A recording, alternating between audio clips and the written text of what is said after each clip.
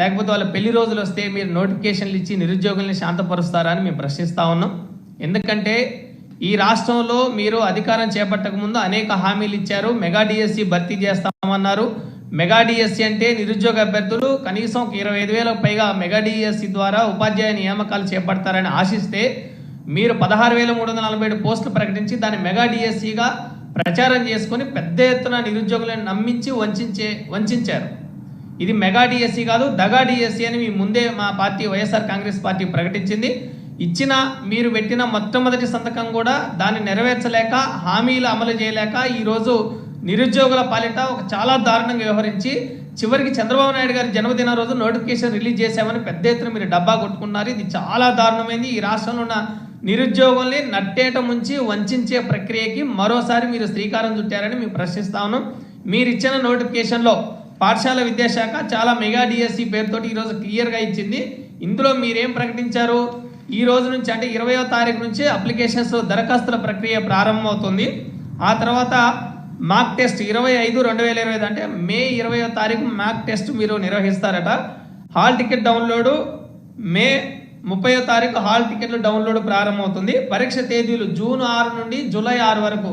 అంటే ఈ రాష్ట్ర చరిత్రలో ఒక నెల రోజుల పాటు ఏ పరీక్షలు నిర్వహించలేదు.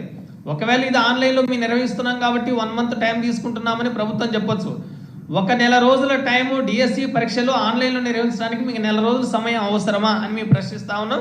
మీరు ఈ ప్రక్రియని వేగవంతంగా జరపకుండా డిలే ప్రాసెస్ చేయడం కోసం మీరు ఎంచుకున్న ఒక మార్గమే ఈ నెల రోజుల పాటు డిఎస్సి పరీక్షలు నిర్వహించడం కోసం ఒక ప్రక్రియగా మేము భావిస్తా ఉన్నాం.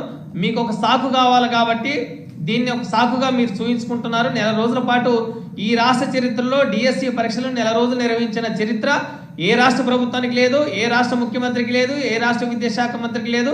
మీకు నారా లోకేష్ గారికి, చంద్రబాబు నాయుడు గారికి ఉంటుందనేది మేము తెలియజేస్తాను. అదేవిధంగా ఇప్పుడు అభ్యంతరాల స్వీకరణ కానీ, తుది విడతలు కానీ, మెరిట్ జాబితాలు కానీ ఎప్పుడు ఇస్తారు? తుదికి విడుదల చేసిన 7 రోజుల తర్వాత మెరిట్ జాబితా ప్రకటిస్తామని మీరు పేర్కొన్నారు.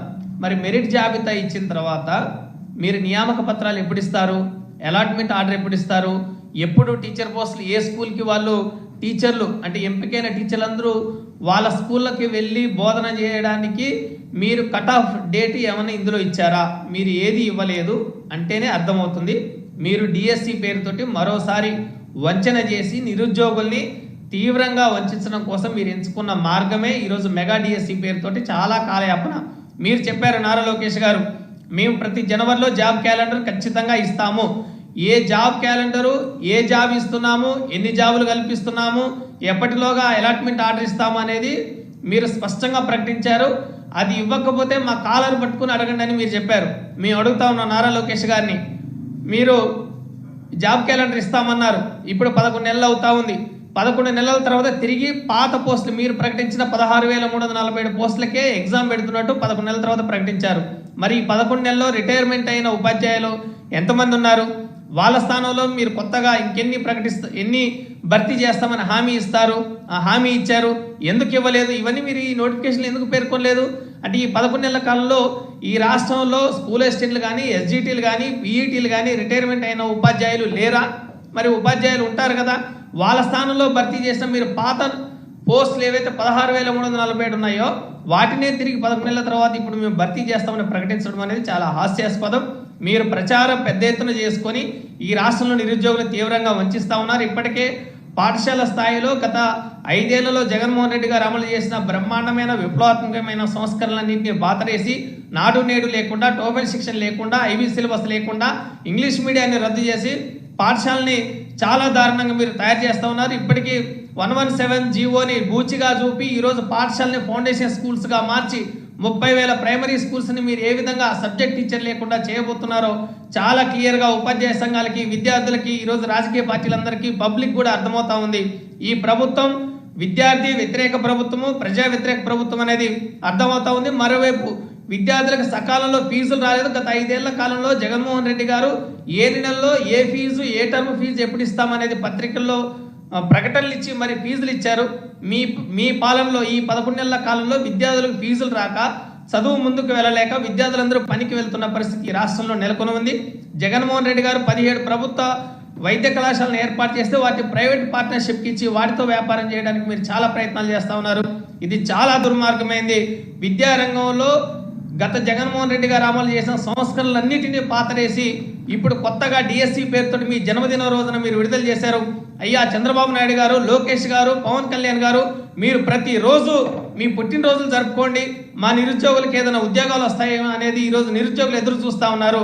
20 లక్షల ఉద్యోగాలు ఇస్తాము, అప్పటి వరకు 3,000 రూపాయలు నిరుద్యోగ వృత్తి ఇస్తామని మీరు ఇచ్చిన హామీ 11 నెలల కాలంలో ఒక్క రూపాయి కూడా మీరు నిరుద్యోగులకు ఇవ్వలేని ఒక దయనీయమైన పరిస్థితిలో ఈ రాష్ట్రం ఉంది. కాబట్టి ఇది నిరుద్యోగుల వ్యతిరేక ప్రభుత్వము. డిఎస్సి పేరుతోటి కాలయాపన చేసి నిరుద్యోగులను వంచే ప్రభుత్వం అనేది చాలా స్పష్టంగా తెలియజేస్తున్నాం. ఈ సందర్భంగాని తెలియజేస్తూ ఈ డిఎస్సిలో ఇప్పటికీ కాలయాపన. మీరు జూన్ 14వ తారీఖు పాఠశాలలు ప్రారంభమయ్యే నాటికి ఉపాధ్యాయ నియామకాలు పూర్తి చేస్తాము, ఈ 16,347 పోస్టులని మీరు ఏదైతే ప్రకటించారో మీరు ఇచ్చిన మాట మీద నిలబడకుండా ఈరోజు జూలై 6వ తారీఖు వరకు కూడా మీరు పరీక్షలు నిర్వహించి నియామకాలు ఎప్పుడు చేస్తారు? సెప్టెంబర్, అక్టోబర్, నవంబర్ నాటికి మీరు నియామకాల ప్రక్రియకి వెళ్తారు. అంటే దీని అర్థం ఏంటంటే ఈ ప్రక్రియ మొత్తాన్ని ఆలస్యం చేసి మేము పోస్టులు భర్తీ చేశామనేది మీరు ప్రచారం చేసుకోవడమే తప్ప నిజంగా నిరుద్యోగుల కోసం కాదనేది చాలా సీరియస్గా ప్రజలకి అర్థమవుతా ఉంది. అందుకనే ప్రజలందరూ గమనించాలి. చంద్రబాబు చేస్తున్న ఫీట్లు కానీ, స్టంట్లు కానీ, నారా లోకేష్ గారు చేస్తున్నవి ఇవి విద్యారంగాన్ని ముందుకు తీసుకెళ్లే కాదు, అభివృద్ధి చేసేది కాదనేది ఈ సందర్భంగా తెలియజేస్తూ మెగా డిఎస్సి పేరుతోటి మీరు ఆడుతున్న ఈ దొంగ నాటకాలు ఇప్పటికైనా ఆపి నిజాయితీతో చిత్తశుద్ధితో పనిచేయాలని మేము విజ్ఞప్తి చేస్తున్నాం.